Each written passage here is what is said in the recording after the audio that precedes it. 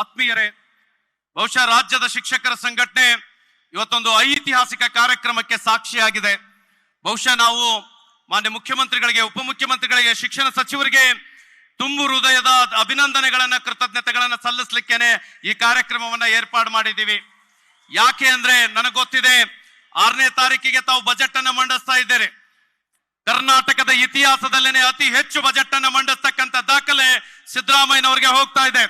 ಅತಿ ಹೆಚ್ಚು ಅಧಿಕಾರವನ್ನ ನಡೆಸಿರ್ತಕ್ಕಂಥ ಒಂದು ದಾಖಲೆ ನಿಮ್ಮದಾಗಿದೆ. ಎಷ್ಟು ತಾವು ಒತ್ತಡದಲ್ಲಿದ್ದೀರಿ ನನಗೆ ಗೊತ್ತಿದೆ. ಬಹುಶಃ ಇವತ್ತು ಇಷ್ಟು ಲಕ್ಷಾಂತರ ಜನ ಸೇರ್ತಾರೆ ಸರ್. ನೀವು ಬರಬೇಕು ಅಂದಾಗ ಒಂದು 3 ದಿನಗಳ ಹಿಂದೆ ಹೋಗಿದ್ದೆ ನಾನು. ಅವರು 1 ತಿಂಗಳ ಮೊದಲೇ ಅವ್ರು ಟೈಮ್ ಕೊಟ್ಟಿದ್ರು. ಬರಕ್ ಆಗೋದಿಲ್ಲಪ್ಪ, ದಯಮಾಡಿ 6ನೇ ತಾರೀಕಿಗೆ ಇಡಪ್ಪ, ನಾನು ಬಜೆಟ್ ಒತ್ತಡದಲ್ಲಿ ಇದ್ದಾನೆ ಅಂದಾಗ ನಾನು ಪುಟ್ಟಣ್ಣವ್ರು 5 ಗಂಟೆ ಕಾಯ್ದಿದ್ವಿ ಕೃಷ್ಣಾದಲ್ಲಿ. ನಿರಂತರ ಬಜೆಟ್ ಸಭೆಗಳು. ನಾನು ಒಂದ್ ಕ್ಷಣ ಅವ್ರು ಹೇಳೋಣ ಆಳಕ ಸ್ಟಾರ್ಟ್ ಮಾಡ್ಬಿಟ್ಟೆ. ಸರ್ ನನ್ನ ಲೈಫೇ ಕೊಲ್ಯಾಪ್ಸ್ ಆಗಿಬಿಡ್ತೈತ್ರಿ, ನಮ್ಮ ಸಂಘಟನೆ ಹಾಳಾಕೈತಿ ಅಂದಾಗ ಬಹುಶಃ ಅವ್ರಿಗೆ ನಮ್ಮ ಪುಟ್ಟಣ್ಣವ್ರು ಅಂದ್ರು, ಇಲ್ಲ ಸರ್ ನೀವು ಬರ್ಬೇಕು, ಅವ್ನ ಜೀವನ ಹಾಳಾಗಿ ಹೋಗ್ಬಿಡ್ತೈತೆ ಅಂದ್ರು. ಸರ್ ಇದು ನನ್ನ ಜೀವನ ಅಲ್ಲ. ತಾವು ಮುಖ್ಯಮಂತ್ರಿ ಆಗ್ಲಿಕ್ಕೆ ನನಗೆ ಗೊತ್ತಿದೆ, ಬಹಳಷ್ಟು ತಮ್ಮ ಭಾಷಣಗಳನ್ನ ನಮ್ಮ ರಾಜ್ಯದ ಶಿಕ್ಷಕರು ಕೇಳಿದ್ದಾರೆ. ನಾನು ಮುಖ್ಯಮಂತ್ರಿ ಆಗ್ಲಿಕ್ಕೆ ನನ್ನ ರಾಜಪ್ಪ ಮೇಷ್ಟ್ರು ಕಾರಣ ಅಂತೇಳಿ ನಿಮ್ ರಾಜಪ್ಪನವರ ಇತಿಹಾಸವನ್ನ ಇಡೀ ರಾಜ್ಯದ ಶಿಕ್ಷಕರು ನೆನಪಿಟ್ಟುಕೊಂಡಿದ್ದಾರೆ. ಬಹುಶಃ ಪ್ರತಿಯೊಬ್ಬ ಲಕ್ಷಾಂತರ ಜನ ರಾಜಪ್ಪರು ಇವತ್ತು ನಿಮ್ಮಿಂದ ಅದ್ಭುತವಾದ ಮಾತುಗಳನ್ನು ಕೇಳಲಿಕ್ಕೆ ನಾವು ಇವತ್ತು ಇಲ್ಲಿ ಕುಂತಿದ್ದೀವಿ ಸರ್. ಎಷ್ಟೊಂದು ತಾವು ಸರ್ಕಾರಿ ಶಾಲೆಗಳ ಬಗ್ಗೆ ಎಷ್ಟು ಕಳಕಳಿ ಇಟ್ಕೊಂಡಿದ್ದೀರಿ ಅಂತಂದ್ರ, ಎಷ್ಟು ಅದ್ಭುತವಾದ ಕೆಲಸಗಳನ್ನು ನೀವು ಡಿ.ಕೆ. ಶಿವಕುಮಾರ್ ಅವರು, ಮಧು ಬಂಗಾರಪ್ಪನವರು ನಮಗೆ ಮಾಡಿಕೊಟ್ಟಿದ್ದೀರಿ. ಬಹುಶಃ ನಾನು ಒಂದು ಇನ್ಸಿಡೆಂಟ್ ಅನ್ನ ಈ ವೇದಿಕೆ ಮೂಲಕ ನೆನಪಿಸಿಕೊಳ್ಳಲೇಬೇಕು. ನಾವು 2023 ನವೆಂಬರ್ 1 ರಾಜ್ಯೋತ್ಸವದ ಕಾರ್ಯಕ್ರಮ ಕಂಠೀರವ ಸ್ಟುಡಿಯೋದಲ್ಲಿ ಆ ಕಾರ್ಯಕ್ರಮ ನಡೀತಿತ್ರಿ. ನಿಮ್ಗೆ ಹೇಳಲಿಕ್ಕೆ ಬಯಸ್ತೇನೆ, ಡಿ.ಕೆ. ಶಿವಕುಮಾರ್ ಸಾಹೇಬರು ಇದ್ರು, ಮಧು ಬಂಗಾರಪ್ಪನವರು ಇದ್ರು, ಸನ್ಮಾನ್ಯ ಮುಖ್ಯಮಂತ್ರಿಗಳು ಇದ್ರು. ನಾನು ಮಧು ಬಂಗಾರಪ್ಪ ಸಾಹೇಬರು ಭಾಷಣ ಮಾಡ್ಲಿಕ್ಕೆ ಹೋದ್ರು. ನಿಮ್ಗೆ ಹೇಳ್ತೀನಿ, ಭಾಷಣ ಮುಗಿಸಿ ಬಂದ್ರು. ನನ್ನ ಹತ್ರ ಯಾವ್ದು ಹಾಳಿ ಇರ್ಲಿಲ್ಲ. ಒಂದು ಹಾಳಿ ಮಧು ಬಂಗಾರಪ್ಪ ಸಾಹೇಬರು ಭಾಷಣ ಇಸ್ಕೊಂಡೆ. ನಾನು ಇಸ್ಕೊಂಡು ಅದರಲ್ಲಿ ಬರ್ದೆ, ಸನ್ಮಾನ್ಯ ಸಿದ್ದರಾಮಯ್ಯ ಸಾಹೇಬ್ರೆ ಅಂತಂತ ಬರ್ದು, ಕನ್ನಡ ಕಾವಲು ಸಮಿತಿ ಅಧ್ಯಕ್ಷರಾಗಿ ತಾವು ರಾಜಕೀಯ ಜೀವನ ಪ್ರಾರಂಭ ಮಾಡಿದ್ದೀರಿ. ತಾವು ಗ್ಯಾರಂಟಿಗಳನ್ನ ಕೊಟ್ಟಿದ್ದೀರಿ ಇವತ್ತು ರಾಜ್ಯದಲ್ಲಿ.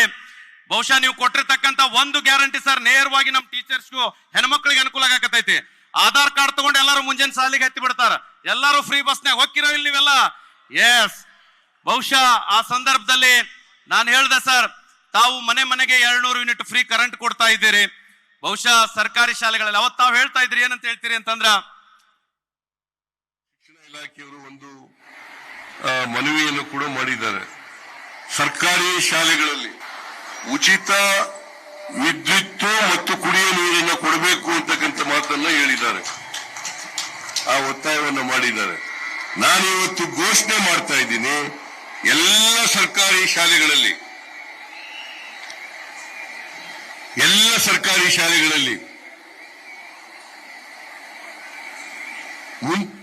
ಇಂದಿನಿಂದ ಫ್ರೀಯಾಗಿ ಉಚಿತವಾಗಿ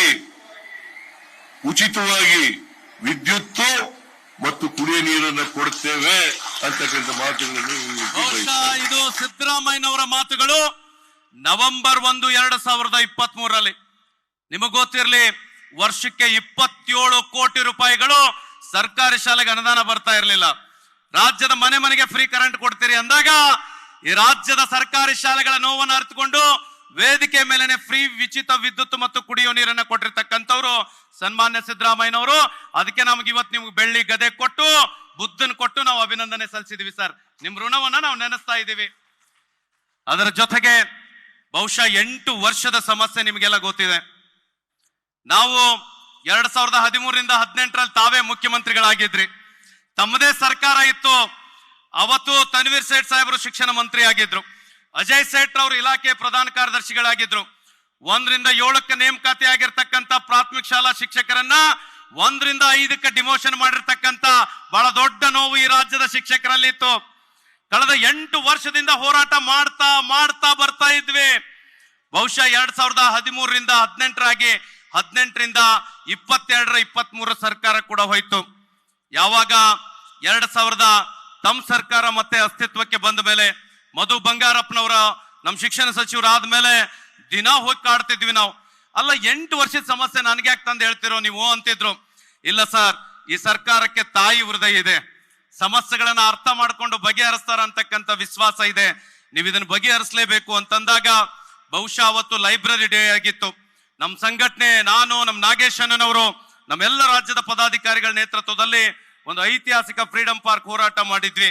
ಅಲ್ಲೂ ಕೂಡ ಸಹಸ್ರಾರು ಜನ ಸೇರಿದ್ರು. ಅವತ್ತು ಬರಗೂರು ರಾಮಚಂದ್ರಪ್ಪ ಸಾಹೇಬರು, ಪುಟ್ಟಣ್ಣವರು, ರಾಮೋಜಿ ಗೌಡ್ರು ಎಲ್ಲ ನಮ್ಮ ತಂಡದವರು ಹೋದಾಗ ಮುಖ್ಯಮಂತ್ರಿಗಳು ನಮ್ಮನ್ನ ಕರೆಸಿದ್ರು ಮನೆಗೆ. ಮಧು ಬಂಗಾರಪ್ಪ ಸಾಹೇಬ್ರಿಗೆ ಫೋನ್ ಮಾಡಿ ನೀವು ಹೋಗಿ ಇದನ್ನ ಅಟೆಂಡ್ ಮಾಡಿ ಬಗೆಹರಿಸ್ಕೊಡ್ಬೇಕಂದ್ರು. ಬಹುಶಃ ನಾವು ಹೋರಾಟವನ್ನು ಮಾಡಿ ಮತ್ತೂ 1 ವರ್ಷ ಹೋಯ್ತು. 1 ವರ್ಷ ಹೋದ್ಮೇಲೆ ಮತ್ತೆ ಮಧು ಬಂಗಾರಪ್ಪ ಸಾಹೇಬ್ರಿಗೆ ಟೀಚರ್ಸ್ ಡೇ ಬರ್ತಾ ಇತ್ತು. ಸೆಪ್ಟೆಂಬರ್ 5, 2025 ಬಹುಶಃ ನಾವು ಹೋರಾಟಕ್ಕೆ ಕರೆ ಕೊಟ್ಟಿದ್ವಿ. ಮಧು ಬಂಗಾರಪ್ಪ ಸಾಹೇಬ್ರು ನಮ್ಮನ್ನು ಕರೀತಾರ, ಬೇಡ ಮಾತಾಡೋಣ ಬರ್ರಿ ಅಂದಾಗ 4ನೇ ತಾರೀಕಿಗೆ ಸಚಿವ ಸಂಪುಟ ಸಭೆ ನಡೀತದೆ ಸರ್. ಸೆಪ್ಟೆಂಬರ್ 4, 2025 ಬಹುಶಃ ಈ ರಾಜ್ಯದ ಶಿಕ್ಷಕರ ಒಂದು ಶೈಕ್ಷಣಿಕ ಇತಿಹಾಸದಲ್ಲಿ ಸುವರ್ಣಾಕ್ಷರಗಳಲ್ಲಿ ಬರೆದಿರ್ತಕ್ಕಂಥ ಸಚಿವ ಸಂಪುಟದ ಸಭೆ ಅದು. ತಮ್ಮ ಮತ್ತು ಡಿ ಕೆ ಶಿವಕುಮಾರ್ ಸಾಹೇಬರ ಎಲ್ಲ ಸಚಿವ ಸಂಪುಟದ ಸದಸ್ಯರು ಸೇರ್ಕೊಂಡು ಈ ರಾಜ್ಯದ ಶಿಕ್ಷಕರಿಗೆ ಯಾರಿಗೆ ಪದವಿಯನ್ನ ಪೂರಿಸಿ ಅವ್ರ ಹಿಂಬಡ್ತಿಯನ್ನ ಹೊಂದಿದಾರ ಅವರನ್ನ ರೀಸ್ಟೋರ್ ಮಾಡ್ತವೆ ಅಂತಕ್ಕಂಥ ಐತಿಹಾಸಿಕ ತೀರ್ಮಾನವನ್ನ ಮಾಡಿದ್ರೆ. ಐತಿಹಾಸಿಕ ತೀರ್ಮಾನ. ಇಡೀ ದೇಶದಲ್ಲಿ ಒಂದು ಸಲ ಹಿಂಬಡ್ತಿ ಕೊಟ್ಟಿದ್ದನ್ನ ವಾಪಸ್ ಪಡೆದಿರ್ತಕ್ಕಂಥ ಇತಿಹಾಸ ಎಲ್ಲಿ ಇಲ್ಲ. There is no other chance in any department that we have become the restoring. ಎಲ್ಲೂ ಇಲ್ಲ. ಅವರು ಅದನ್ನ ಬರೀ ರೀಸ್ಟೋರ್ ಮಾಡ್ಲಿಲ್ಲ. ಮರುದಿವಸ ತಾವು ಟೀಚರ್ಸ್ ಡೇ ಬರ್ತೀರಿ. ತಾವು ಟೀಚರ್ಸ್ ಡೇ ಬಂದಾಗ ತಮ್ಮ ಮಾತುಗಳು ಹೆಂಗಿದ್ದು ಅಂತಂದ್ರ ಅದನ್ನ ತಾವೇ ಕೂಡ ಕೇಳಬಹುದು. ಇವತ್ತು ಈ ಇತ್ತೀಚೆಗೆ ನಮ್ಮ ಸರ್ಕಾರ ಒಂದು ತೀರ್ಮಾನ ಮಾಡಿದೆ. ಏನಪ್ಪಾ ಅಂತಂದ್ರೆ 1ರಿಂದ ನಿನ್ನೆ ಕ್ಯಾಬಿನೆಟ್ ನಲ್ಲ 1ರಿಂದ 7ನೇ ತರಗತಿಯವರೆಗೆ ಅಲ್ಲಿಂದ ನೇಮಕ ಆಗಿದ್ರಲ್ಲ, ಅದರಿಂದ 1ರಿಂದ 5ಕ್ಕೆ ಹಿಂಬಡ್ತಿ ಆಗ್ಬಿಟ್ಟಿತ್ತು. ಅದನ್ನ ಮತ್ತೆ ರೆಸ್ಟೋರ್ ಮಾಡ್ತಕ್ಕಂಥ 2017ನೇ ಇಸ್ವಿನಲ್ಲಿ ಮತ್ತೆ ರೆಸ್ಟೋರ್ ಮಾಡ್ತಕ್ಕಂಥ ಕೆಲಸವನ್ನು ಮಾಡಿದ್ದೀವಿ. ಬಹುಶಃ ಅದರಿಂದ ಎಲ್ಲ ಟೀಚರ್ಗಳಿಗೂ ಕೂಡ ಉಪಯೋಗ ಆಗ್ತದೆ ಅಂತಕ್ಕಂಥ ಮಾತುಗಳನ್ನು ಹೇಳಲಿಕ್ಕೆ ಬಯಸ್ತಾ ಇದ್ದೇನೆ. ನೋಡ್ರಿ, ಅವತ್ತು ಬರೇ ಶಿಕ್ಷಣ ಬರೇ ಮಿನಿಸ್ಟ್ರು ನಮ್ಮ ಮುಖ್ಯಮಂತ್ರಿ ಸಾಹೇಬ್ರು ಅಷ್ಟೇ ಹೇಳಿಲ್ಲ. ನಮ್ಮ ಮಧು ಬಂಗಾರಪ್ಪ ಸಾಹೇಬರು ಕೂಡ ಅವತ್ತಿನ ಸಭೆಯಲ್ಲಿ ಬಹುಶಃ ಆ ವಿಷಯವನ್ನ ಪ್ರಸ್ತಾಪ ಮಾಡಿ, ಇಲ್ಲ ಸರ್ ಅವ್ರ ದಿನ ನಮ್ ತಲೆ ತಿಂತಿದ್ರು, ಬಹುಶಃ ತಲೆ ತಿಂತಿದ್ರು ಅಂತಕ್ಕಂಥ ಮಾತು ಹೇಳಿ ಅವರು ಕೂಡ ಅದನ್ನ ರೀಸ್ಟೋರ್ ಮಾಡ್ತಕ್ಕಂಥ ಕೆಲಸವನ್ನು ಮಾಡಿದ್ದಾರೆ. ಇಂಥ ಐತಿಹಾಸಿಕ ಕೆಲಸ ಮಾಡಿದ್ದಕ್ಕೆ ನಾವು ನಿಮ್ಗೊಂದು ಅಭಿನಂದನೆ ಸಲ್ಲಿಸಬೇಕಾಗಿತ್ತು ಸರ್. ಆ ಕಾರಣಕ್ಕಾಗಿ ಇಷ್ಟೊಂದು ಲಕ್ಷಾಂತರ ಜನ ಸೇರಿ ಇವತ್ತು ನಿಮ್ ಮುಂದೆ ಕೂತಿದೀವಿ ಸರ್. ಆದ್ರೆ ನಿಮ್ಮ ಹತ್ರ ಒಂದು ವಿನಂತಿ ಇದೆ ಸರ್, ಕೈ ಮುಗಿದು ಕೇಳ್ಕೊಳ್ತೀನಿ ಸರ್. 43,000 ಜನ ಇವತ್ತು ನಾವು ಡಿಗ್ರಿ ಮುಗಿಸಿದೀವಿ ಸರ್. 20-25 ವರ್ಷಗಳ ಕಾಲ ಕೆಲಸ ಮಾಡ್ತೀವಿ ಸರ್. ನಾವೇ 30 ವರ್ಷದಿಂದ ಪಾಠ ಮಾಡ್ತಾ ಇದ್ದೀವಿ. ನಮಗೆ ಬಡ್ತಿ ಕೊಟ್ರ ಅನ್ಯಾಯ ಆಕತ್ತೆ ಅಂತೇಳಿ ನೀವು ರೀಸ್ಟೋರ್ ಮಾಡಿದ್ದೀರಿ. ಇವರೆಲ್ಲರಿಗೂ 1 ಇನ್ಕ್ರಿಮೆಂಟ್ ಕೊಟ್ರ ನೀವು ವರ್ಷಕ್ಕೆ 27 ಕೋಟಿ ಕೊಡಿ. ಬರೇ 25 ಕೋಟಿ ಸರ್, ಬರೇ 25 ಕೋಟಿ. 1 ನಿಮಿಷ ನೀವು ಪೂರಾ ಅವ್ರು ಕೇಳಿಸ್ಕೊಂತಾರ. Siddaramaiah is a very good economist, you know it. ನಾವ್ ಹೇಳಿದ ತಕ್ಷಣ ಎಲ್ಲ ಹೂ ಅಂತಾರಂತಲ್ಲ, ದಯಮಾಡಿ ಅವ್ರು ಕೇಳಿಸ್ಕೊಂಡ್ರೆ ಒಳ್ಳೇದಾಗ್ತದೆ, ಸಮಾಧಾನ. ಸರ್ ನಾವು 43,000 ಜನ, ವರ್ಷಕ್ಕೆ 25 ಕೋಟಿ ಬರ್ತೈತೆ ಸರ್. ಮುಂದೆ 1 ವರ್ಷ ಹೋದಾಗ 40,000 ಜನ ಹಾಕಿವ್ ಸರ್. 2 ವರ್ಷ ಹೋಗೋಣ 38,000 ಜನ ಹಾಕಿವ್ ಸರ್. 3 ವರ್ಷ ಹೋಗೋಣ 35, 5 ವರ್ಷದಿಂದ 8 ವರ್ಷದೊಳಗೆ ನಾವೆಲ್ಲ ರಿಟೈರ್ಡ್ ಆಗಿ ಹೋಗ್ತೀವಿ ಸರ್. 25 ಕೋಟಿ ಇದ್ದಿದ್ದು ಕಡಿಮೆ ಆಗ್ತಾ ಬರ್ತೈತೆ ಸರ್. ಈ ರಾಜ್ಯದ ಶಿಕ್ಷಕರು ನಿಮ್ಮನ್ನ ಪ್ರಾಮಾಣಿಕವಾಗಿ ನೆನೆಸ್ಕೊಳ್ತೀವಿ ಸರ್. ಡಿಗ್ರಿ ಮುಗಿಸಿದವ್ರ ಕಡತ ಆ ಫೈಲು ನಮ್ಮ ಮಧು ಬಂಗಾರಪ್ಪ ಸಾಹೇಬರು ಬಹಳ ಇಂಟೆಲಿಜೆಂಟ್ ಸರ್. ನೀವು ಅದನ್ನ ಅಪ್ರೂವ್ ಮಾಡ್ರಿ ಅಂತಂದ್ರೆ ಸರ, ನಾ ಮುಖ್ಯಮಂತ್ರಿಗಳಿಗೆ ಕಳಿಸ್ಕೊಟ್ಟು ಬಿಡ್ತೀನಿ, ನೀವ್ ಏನಾರ ಮಾಡ್ಕೊರಿ ಅಂತಾರ ಅವರು. ಅದಕ್ಕೆ ಮಧು ಬಂಗಾರಪ್ಪ ಸಾಹೇಬರು ನಿಮ್ಗ ಆ ದುಡ್ಡು ಅವ್ರ ಹತ್ರ ಇಲ್ಲ ಅಂತಾರ ಸರ್, ಅವ್ರ ಸಮಸ್ಯೆ ಅಂದ್ರ. ಅದಕ್ಕೆ ಆ ಕಡತವನ್ನ ತಮಗ್ ಕಳಿಸ್ಕೊಟ್ಟಿದೀವಿ ಸರ್, ಆರ್ಥಿಕ ಇಲಾಖೆಯಲ್ಲಿದೆ. ಬಹುಶಃ ತಾವು ಅದನ್ನ ಯಾರು ಡಿಗ್ರಿ ಮುಗಿಸಿದಾರ ಅವ್ರಿಗೆ ಒಂದು ಇನ್ಕ್ರಿಮೆಂಟ್ ಕೊಡ್ತಕ್ಕಂಥ ಐತಿಹಾಸಿಕ ಆದೇಶವನ್ನ, ಇವತ್ತು ಐತಿಹಾಸಿಕ ಘೋಷಣೆಯನ್ನ ಮಾಡಬೇಕು ಅಂತೇಳಿ ಸಂದರ್ಭದಲ್ಲಿ ವಿನಂತಿಯನ್ನು ಮಾಡ್ಕೊಳ್ತೇನೆ. ಬಹುಶಃ ತಾವು ಶಿಕ್ಷಕರ ದಿನಾಚರಣೆ, ನನ್ಗೆ ಯಾಕೆ ನಿಮ್ ಬಗ್ಗೆ ಅಷ್ಟು ಈ ರಾಜ್ಯದ ಶಿಕ್ಷಕರಿಗೆ ಅತ್ಯಂತ ಕಳಕಳಿ ಅಂತಂದ್ರೆ ಸರ, ನೋಡ್ರಿ ಕರೆಂಟ್ ವಿಷಯ ಹೇಳಿದ್ ಮಾಡಿ ಇದೇ ರೀತಿ ಇನ್ನೊಂದು ಕೆಲಸ ಬರಗೂರು ರಾಮಚಂದ್ರಪ್ಪ ಸರ್ ಇದಾರ. ಟೀಚರ್ಸ್ ಡೇ ಅಲ್ಲಿ ಸಿದ್ದರಾಮಯ್ಯ ಸಾಹೇಬರು ಕುಂತಿದ್ರು ಸರ್. ನಾನೊಂದು ಸಣ್ಣ ಚೀಟಿ ಬರೆದು ಕೊಟ್ಟೆ. ನನಗೆಲ್ಲ ಟೀಚರ್ಸ್ ಅಂತಿರ್ತಾರೆ, ಬರೇ ಚೀಟಿ ಬರೆದು ಕೊಡ್ತಿರ್ತಾನೆ ಸಿದ್ದರಾಮಯ್ಯರಿಗೆ ಅಂತೇಳಿ. ಸರ್ ನಾನು ಹಾವೇರಿ ಒಳಗೆ ಒಂದು ಕಾರ್ಯಕ್ರಮಕ್ಕೆ ಹೋಗಿದ್ದೆ. ಅಲ್ಲಿ ಒಂದು SC ಮಗು ಶಾಲೆಗೆ ಬರ್ತಿತ್ತು. ಆ ಮಗು ಶಾಲೆಗೆ ನಮ್ಮ ಫ್ರೆಂಡ್ ಒಬ್ಬ ಮಲ್ಲಪ್ಪ ಕರಿಯಣ್ಣವ್ರಂತ ಹುಡುಗಿದ್ದ. ಆ ಮಗು ಒಂದೇ ನೋಟ್ ಪುಸ್ತಕದಲ್ಲಿ 6 ಸಬ್ಜೆಕ್ಟ್ ಬರೀತಿತ್ರಿ. ಅದು ಆ ಮಾಸ್ತರ್ ಏನ್ ಹೇಳಿದಂದ್ರ, ಈ ನೋಟ್ಬುಕ್ ಒಂದ್ ಸಾಲಂಗಿಲ್ಲಪ್ಪ, 6 ನೋಟ್ಬುಕ್ ತಗೊಂಡು ಬಾ ಅಂತ ಹೇಳಿ ಮನಿಗ್ ಕಳಿಸ್ತಾನ. ಮನಿಗ್ ಕಳ್ಸಿದ್ರ ಅವ್ರವ್ವ ಒಂದ್ SC ಹೆಣ್ಮಗಳು ಹೊಲಕ್ಕೆ ದುಡಿಯಾಕ್ ಹೋಗಿದ್ಲಂತ. ಯವ್ವ ನಮ್ಮ ಮಾಸ್ತರ್ ನನಗೆ ನೋಟ್ಬುಕ್ ಕೊಡಸಂದ್ರ 6 ದಿನ ಆದ್ರೂ ಕೊಡ್ಸಕ್ ಆಗ್ಲಿಲ್ಲಂತ.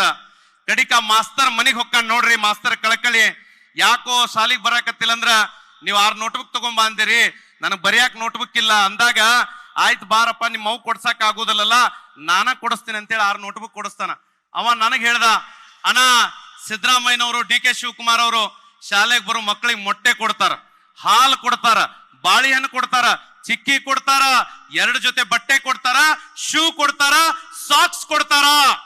ಆದ್ರ ಈ ರಾಜ್ಯದ ಸರ್ಕಾರಿ ಶಾಲೆಗೆ ಬರ್ತಕ್ಕಂಥ ಬಡವರ ಮಕ್ಕಳಿಗೆ, ದಲಿತರ ಮಕ್ಕಳಿಗೆ, ಹಿಂದುಳಿದವರ ಮಕ್ಕಳಿಗೆ, ಅಲ್ಪಸಂಖ್ಯಾತ ಮಕ್ಕಳಿಗೆ ಬರೀಲಿಕ್ಕೆ 6 ನೋಟ್ಬುಕ್ ಬೇಕನ್ನ ಸಾಹೇಬ್ರಿಗೆ ಹೇಳಂದಾಗ ನಾನು ಇದನ್ನ ಬರೆದು ಕೊಟ್ಟೆ ಅವ್ರಿಗೆ. ಟೀಚರ್ಸ್ ಡೇದಾಗ ಸಾಹೇಬ್ರ ಕೈ ಮುಗಿತೀನ್ರಿ, ಮಕ್ಕಳಿಗೆ ನೀವು ನೋಟ್ಬುಕ್ ಕೊಡ್ಬೇಕ್ರಿ ಅಂದಾಗ, ನಮ್ಮ ಮಧು ಬಂಗಾರಪ್ಪ ಸಾಹೇಬ್ರು ವೇದಿಕೆ ಮೇಲೆ ಇದ್ರು.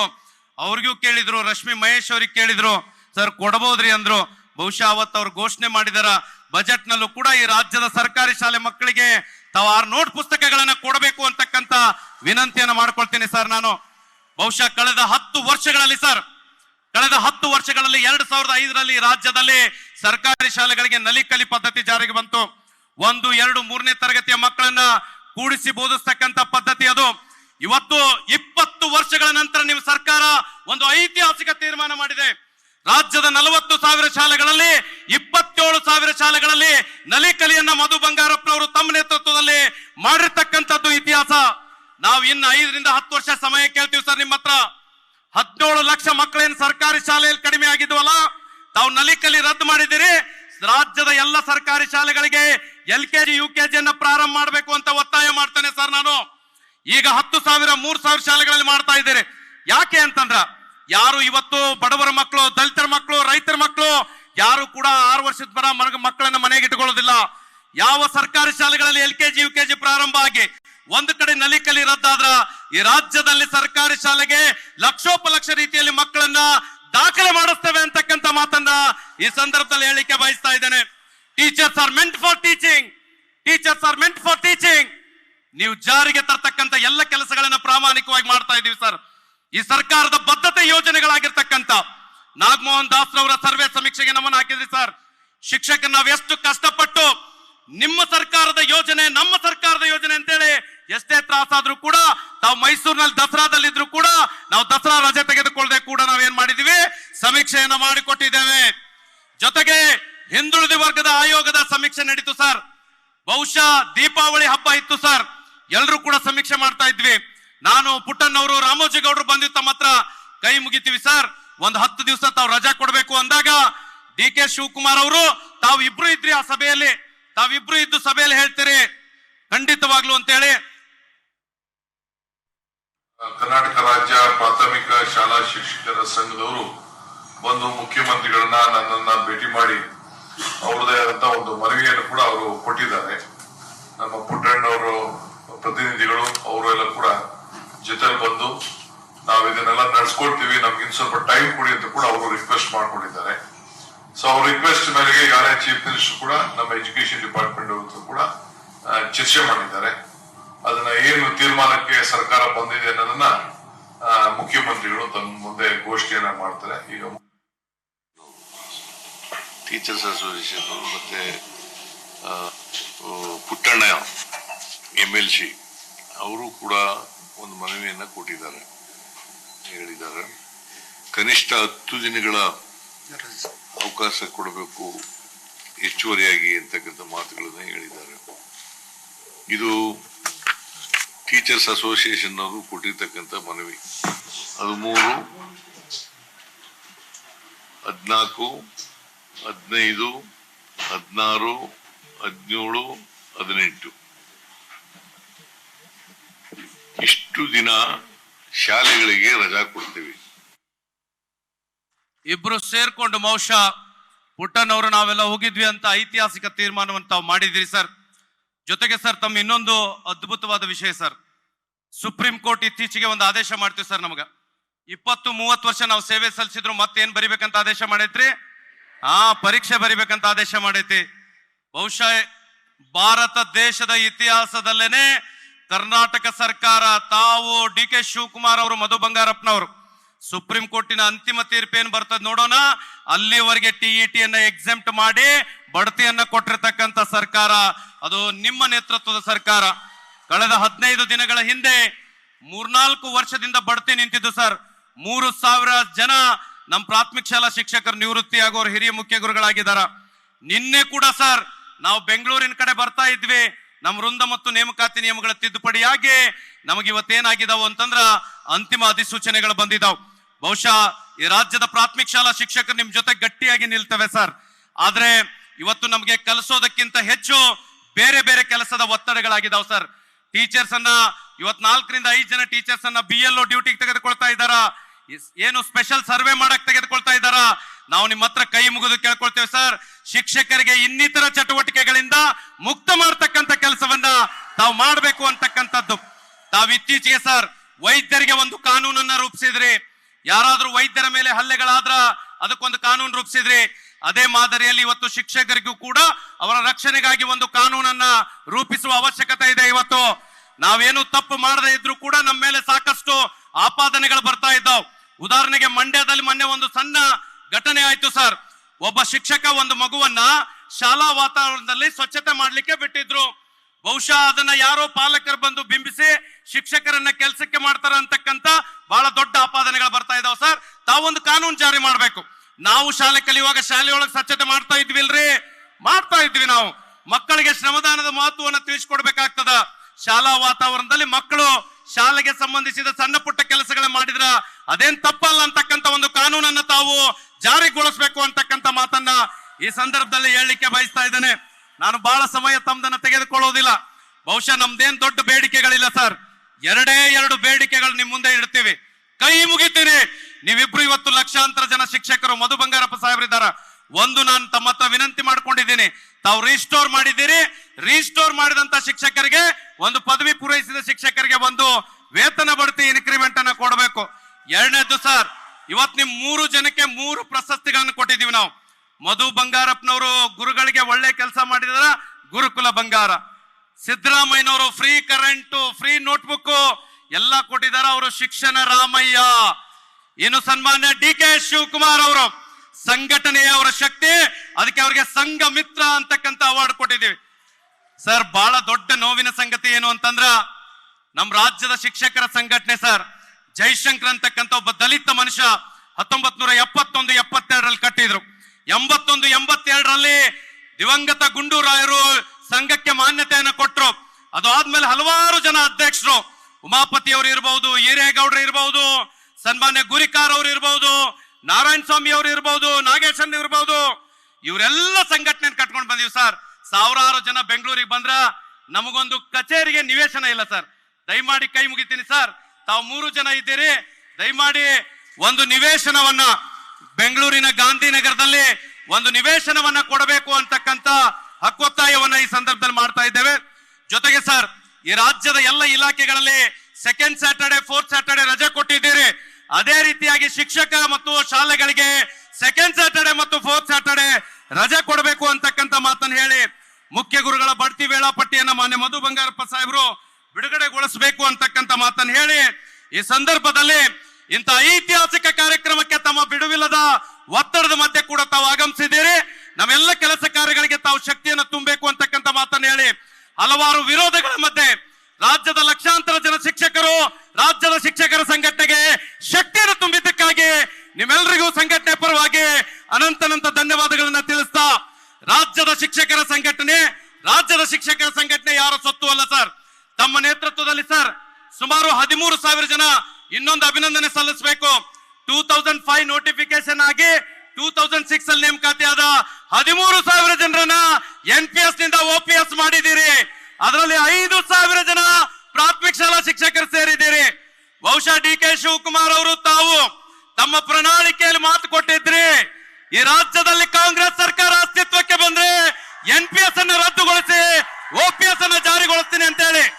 ನಾವು ಇವತ್ತೇ ಮಾಡಿ ನಾಳೆ ಮಾಡಿ ಅನ್ನುವುದಿಲ್ಲ, ನಿಮ್ಮ ಸರ್ಕಾರದ ಅವಧಿಯಲ್ಲಿ NPS ಅನ್ನು ರದ್ದುಗೊಳಿಸಿ OPS ಅನ್ನ ಜಾರಿಗೊಳಿಸಬೇಕು ಅಂತಕ್ಕಂಥ ಹಕ್ಕೊತ್ತಾಯವನ್ನು ಮಾಡ್ತಾ ಇದ್ದೇನೆ. ಇಂಥ ಐತಿಹಾಸಿಕ ಕಾರ್ಯಕ್ರಮದಲ್ಲಿ 6ನೇ ತಾರೀಕು ಬಜೆಟ್ ಮಂಡಿಸ್ಬೇಕು. ನೀವು ಎಷ್ಟು ಒತ್ತಡ ಇದೆ ನಿಮ್ಮಿಬ್ಬರಿಗೂ ಅಂತ ನಮಗೆ ಗೊತ್ತಿದೆ.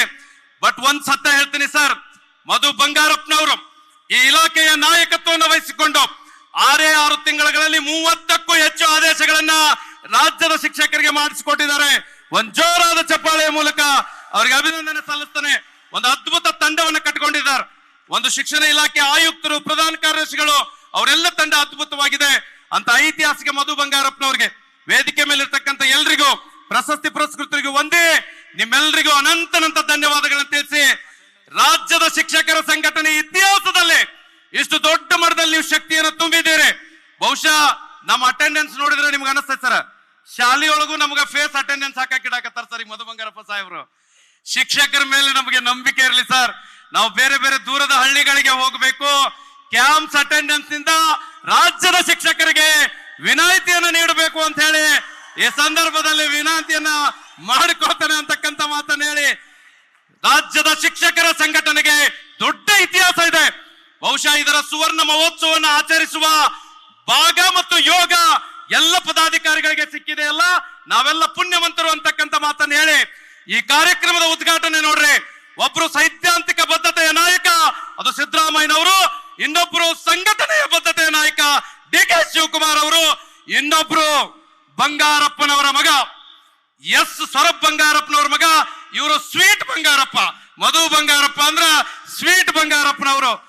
ಸರ್, ಬಂಗಾರಪ್ಪನವರಿದ್ದ ಗ್ರಾಮೀಣ ಕೃಪಾಂಕದಲ್ಲಿ ಒಂದು 4-5 ಸಾವಿರ ಜನರ ನೇಮಕಾತಿ ಮಾಡ್ಕೊಂಡಿದ್ರಿ ಸರ್. ನೀವು 1999ರಲ್ಲಿ ನೇಮಕಾತಿ ಆಗಿದ್ರಿ ಸರ್. ಅವ್ರು 4 ವರ್ಷ ಕೆಲಸ ಮಾಡಿ 2003ರಾಗ ವಜಾ ಮಾಡ್ತಾರ ಸರ್. ಮತ್ತು ವಜಾ ಆದವರನ್ನ 99ರಿಂದ ಅಂತ ಹಿಡಿದಿಲ್ಲ ಸರ್. ಅವ್ರಿಗೆ ಒಂದು 3000 ಮಂದಿಗೆ ಅನ್ಯಾಯ ಆಗೈತಿ. ಮಧು ಬಂಗಾರಪ್ಪ ಸಾಹೇಬ್ರು ಮಾಡಿ ಕೊಡ್ತೀನಿ ಅಂದಾರ. ಅದನ್ನು ಕೂಡ ಕೃಪಾಂಕದವರ ಸಮಸ್ಯೆಯನ್ನು ಕೂಡ ತಾವು ಬಗೆಹರಿಸಬೇಕು ಅಂತಕ್ಕಂಥ ಮಾತನ್ನ ಹೇಳಿ, ಬಹುಶಃ ಎಲ್ಲ ನಿಮ್ ಮುಂದೆನೆ ಮಾತಾಡ್ಬೇಕಂದ್ರೆ ಸಮಯ ಇಲ್ಲ. ಅವ್ರು 3 ಜನ ಮಾತಾಡ್ಬೇಕು. ನಿಮ್ಮರ ಪರವಾಗಿ ನಾವು ದಿನನಿತ್ಯ ಅವ್ರನ್ನ ಭೇಟಿ ಮಾಡಿ ಕಾಡಿ ಬೇಡಿ ಶಿಕ್ಷಕರ ಸಮಸ್ಯೆಗಳನ್ನ ಬಗೆಹರಿಸ್ತೇವೆ ಅಂತಕ್ಕಂಥ ಮಾತನ್ನ ಹೇಳಿ, ಯಾರು ವ್ಯಕ್ತಿ ಕೂಡ ಶಾಶ್ವತ ಅಲ್ಲ, ಸಂಘ ಮತ್ತು ಸಂಘಟನೆ ಶಾಶ್ವತವಾಗಿರ್ಲಿ ಅಂತಕ್ಕಂಥ ಮಾತನ್ನ ಹೇಳಿ, ಈ ಜೀವ ಮತ್ತು ಜೀವನ ಶಿಕ್ಷಕರಿಗಾಗಿ ಮೀಸಲಿಡ್ತೇನೆ ಅಂತಕ್ಕಂಥ ಮಾತನ್ನ ಹೇಳಿ ನಿಮ್ಮೆಲ್ಲರಿಗೂ ಒಂದ್ಸಿ ನನ್ನ 4 ಮಾತುಗಳನ್ನು ಮುಗಿಸ್ತೇನೆ. ನಮಸ್ಕಾರ. ಜೈ ಹಿಂದ್, ಜೈ ಭಾರತ್, ಜೈ ಶಿಕ್ಷಕ್. ಕರ್ನಾಟಕ ರಾಜ್ಯ ಪ್ರಾಥಮಿಕ ಶಾಲಾ ಶಿಕ್ಷಕರ ಸಂಘಕ್ಕೆ, ಕರ್ನಾಟಕ ರಾಜ್ಯ ಪ್ರಾಥಮಿಕ ಶಾಲಾ ಶಿಕ್ಷಕರ ಸಂಘಕ್ಕೆ ಏನೇ ಬರಲಿ ಇನ್ಕ್ವಿಲಾಬ್ ಜಿಂದಾಬಾದ್ ಜಿಂದಾಬಾದ್. ಥ್ಯಾಂಕ್ ಯು, ಧನ್ಯವಾದಗಳು.